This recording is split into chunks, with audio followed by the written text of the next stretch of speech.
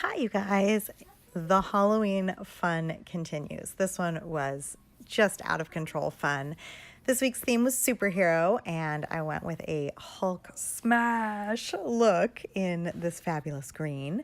You can check the link in the description for full details on everything I use. The green is Snazaroo Kids Face Paint, though, and I used a white eyeliner to help me kind of define the space with everything super cartoonish that I do in this look. First, I made a rose gold eye on the non-Hulk side of my face. Just balanced out the green really nicely.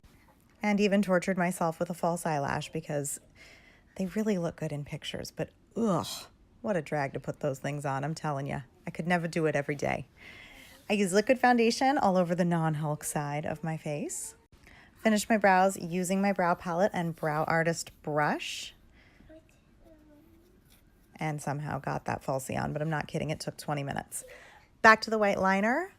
I am outlining the Hulk mouth, and then I used a bubblegum pink eyeliner to fill in the gums. Creating depth and shadow in the mouth was a big part of what made it look so fantastic.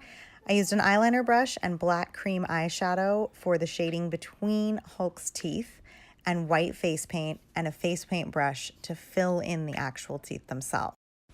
Then I came back with the eyeliner brush and the black cream eyeshadow to create shadows and make the teeth look more cartoonily realistic. I used a damp blending sponge and more green face paint to really get the green going. As always, take your kid to work day. That's how we roll.